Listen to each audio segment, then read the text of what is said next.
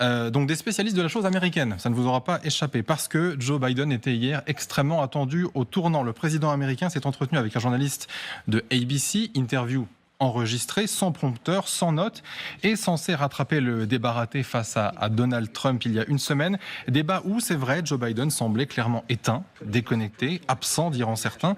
Il s'en est justement expliqué, il était tout simplement, dit-il, dans un mauvais jour. C'était un mauvais épisode. Rien n'a dit qu'il s'agisse d'un état grave. J'étais épuisé. Je n'ai pas écouté mon instinct en termes de préparation et j'ai passé une mauvaise soirée. Je passe un test cognitif chaque jour. Tous les jours, je le fais. Non seulement je fais campagne, mais je gouverne le monde. Je gouverne le monde, intéressant. Julien Grégoire, je vous demande à vous déjà dans un premier temps, comment vous avez trouvé cette interview? Est-ce qu'il vous a convaincu? J'imagine que oui. Oui, bonjour, merci de m'avoir invité. Je pense que l'entretien nous a rassurés beaucoup parce que bon, il n'y avait pas de notes, c'était spontané. Le président a mis en phase sur toutes ses réussites pendant ces dernières 4 années et voilà. Donc, ça veut dire que vous aussi, vous aviez été inquiète lorsque le débat à Trump a eu lieu. Vous vous êtes dit, oulala, il n'est pas en très bonne forme. Je pense qu'il y a eu cette réaction après le débat. Après, c'est sûr on reconnaît qu'il y a eu des moments pendant le débat où le président n'a pas été super clair, il aurait pu être plus clair. Mais c'est vrai qu'il est face à quelqu'un qui est quand même très agressif, verbalement, et qui, on sait, il a l'habitude d'harceler quelque part pendant les débats. Donc c'est pas rare de voir ses réactions devant Trump. Tous ses adversaires républicains, c'était pareil. Et le fait de perdre, entre guillemets, un débat, ça veut rien dire pour la performance à l'élection. Jean-Yves Brana, dans ce contexte particulier, on a bien vu, cette interview, elle était enregistrée, donc pas en direct, donc on prend moins de risques, même si la chaîne ABC s'était engagée à tout diffuser après l'enregistrement. Mais quand même, on a été relativement prudent, c'est un exercice, je ne vais pas dire facile, mais en tout cas maîtrisé. Non, d'abord parce que c'était George Stephanopoulos en face, qui est un journaliste pugnace, même si c'est vrai qu'il est plutôt démocrate, il faut quand même le dire, mais il s'était engagé effectivement à ne rien cacher. Par exemple, si un collaborateur Joe Biden était venu lui tendre un papier, lui expliquer quelque chose, on l'aurait vu à l'écran. Donc les conditions du direct étaient réunies et pour la franchise même de l'interview, rien à dire. C'était parfait. La forme était parfaite aussi.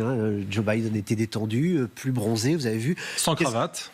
Sans cravate, mais ça joue beaucoup parce que la cravate noire du débat avec ce teint blafard, voire livide qu'il y avait, alors qu'il était raide comme un piquet, là il était détendu et c'est vrai qu'on a retrouvé le Joe Biden qu'on connaît depuis toujours, sauf avec cette voix qui était quand même plus fluette que d'habitude, et ça, on est obligé de le dire, surtout maintenant qu'il y a cet emballement médiatique. La seule chose qu'il faut rajouter quand même, et là je suis un petit peu en désaccord avec Julia, c'est que il y a justement un emballement médiatique. Désormais, le mal est fait, puisque le venin que voulait insuffler Donald Trump, c'était qu'il était très malade et très vieux, et ça maintenant c'est dans les têtes. Et une fois que le verre est dans le fruit, pardon, mais pour le faire sortir, c'est un peu compliqué, à moins de bousiller tout le fruit. Alors que Joe Biden explique qu'il va gagner, s'il gagne à la fin, on dira « Ah, mais quel type génial !» Il a continué envers et contre tout. La question lui a été posée par George Stephanopoulos « Oui, mais si vous perdez ?» Et là, on est obligé de dire que tous les démocrates aux États-Unis ou dans le monde n'attendent qu'une chose, c'est la défaite de Trump parce qu'il le juge dangereux. Et quand Biden répond « Oui, mais j'aurais fait ce que je peux », eh ben, ça suffit pas. Ouais. Ça suffit pas, puisque le danger sera à la Maison-Blanche. Et c'est bien ce qu'aujourd'hui toute la presse va certainement relever. On va écouter d'autres extraits dans un instant, mais d'abord, Dominique Simonet, est-ce que pour vous aussi, le mal est déjà fait? Et en effet, dans le camp de Biden, on a déjà demandé à ce qu'il se retire à plusieurs reprises. Est-ce que selon vous, cette interview est de nature à calmer son camp, ou est-ce que c'est trop tard? C'est une interview qui laisse encore le flou et le suspense. Moi, je l'ai trouvé très triste, en fait, assez pathétique. Vous savez, c'est un peu comme quand vous avez un parent ou un grand-parent et vous lui dites est-ce qu'il faudrait peut-être que tu renonces à conduire la voiture. C'est triste, c'est compliqué, et on voit bien le désarroi des démocrates aujourd'hui. Depuis plusieurs jours après le débat, on a vu un peu partout des voix s'élever, à la fois dans le Parti démocrate, mais aussi dans la presse d'ailleurs, en disant on a on a cultivé un déni pendant bien trop longtemps. On n'a pas voulu voir que Joe Biden était quand même assez fatigué. Et maintenant, ça commence à être un peu tard. On a vu tous ces appels qui s'élèvent un peu partout. Il y a aussi un mea culpa de la presse. On voit que les journalistes, le New York Times, mais aussi le MSNBC, CNN se disent mais on n'a pas fait notre job. En fait, on aurait dû être plus vigilant, on aurait dû s'intéresser beaucoup plus à la santé du président. Alors aujourd'hui, qu'est-ce qui se passe? C'est que effectivement, on le voit quand même malgré tout. Je l'ai trouvé plutôt bien, enfin en tout cas mieux que lors du débat, c'est évident, avec une certaine volonté d'affirmer son bilan. Georges Stephanopoulos, Jean-Éric le disait tout à l'heure, c'est un ancien conseiller de Clinton qui connaît parfaitement la politique, et il a été très, très ferme et très digne en même temps. C'est une interview, c'est un moment fort de télévision en fait qu'on a vu cette nuit.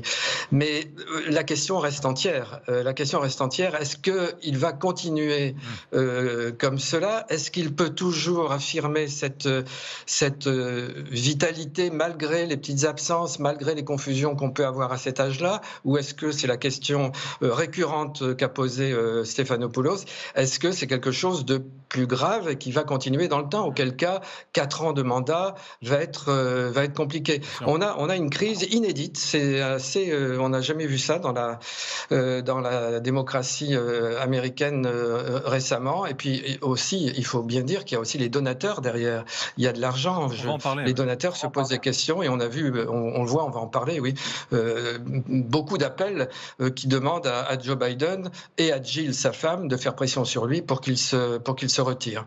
Tout de même, Aurélien Duchesne, tout à l'heure, Jean-Luc Brana disait, c'était d'ailleurs la ligne de Donald Trump d'insister sur la mauvaise santé de Joe Biden. Mais si je peux me permettre, il avait besoin de personne, Joe Biden, pour montrer que sa santé était chancelante. Parce qu'en effet, ce qu'ont vu les téléspectateurs, encore une fois, ça n'a pas été spécialement mis en lumière par Trump, c'était visible par tout le monde. Oui, surtout que, par exemple, alors Biden a cette phrase assez efficace, je dirais, de dire « je passe un test cognitif tous les jours du fait de ses responsabilités ». Quand on regarde, la question s'était posée pour Donald Trump. Il y avait cette fameuse interview où il parle, Donald Trump, d'un test, un vrai test que lui avait suivi. On lui demandait de répéter des mots, par exemple, pour juger sa mémoire. Biden n'en est pas au point humiliant d'avoir eu à subir un test psychique. Même Ronald Reagan, à l'époque, certains doutaient de sa santé mentale. Ronald Reagan, président républicain des années 80, certains doutaient de sa santé mentale aussi à l'époque. Donc, ce n'est pas la première fois qu'un président en est réduit à devoir s'expliquer sur sa santé mentale et ses capacités. Mais il y a une autre question que George Stephanopoulos pose pendant cette interview, ou plutôt il dit « Je ne connais pas de président américain qui gagnait une élection avec 36% de popularité ». Quand vous regardez les derniers agrégateurs de sondage, la popularité de Joe Biden est au plus bas, je crois, depuis le début de l'année 2023. La popularité de Trump n'a jamais dépassé 35 ou 36 Absolument. aussi. Non, Pareil. c'est pas vrai. Elle était à 42 au moment de l'élection. Et notamment, juste avant le Covid, avant qu'elle ne s'effondre, si je ne m'abuse, je crois que c'était en janvier 2020, elle était au plus haut, elle tutoyait les 47 ou 48%. Donc celle de Biden, au-delà de sa seule santé mentale, la question de sa popularité désormais, qui est sous un plafond de 40% depuis plusieurs mois désormais. Oui, alors Concernant le test neurologique, je pense qu'il faut dire qu'il a quand même dit il a des examens réguliers par ses médecins qui ont constaté que c'était pas du tout nécessaire. Oui. Je veux dire, on va pas faire un examen complet pour aucune raison. Et ce qu'il faut dire aussi, c'est qu'on a déjà vu régulièrement répéter par Trump des phrases qui n'ont aucun sens. On les lie pas à sa santé mentale, mais on devrait. Quand il a dit que pendant le Covid, il fallait s'injecter avec de l'eau de javel, c'était une folie, c'était pas une pensée rationnelle ni logique. De plus, il connaît pas le fonctionnement de l'OTAN, donc ça c'est moins une question de sa santé mentale, mais de son intellect. Donc je pense qu'il faut qu'on voit ce qui se passe de l'autre côté.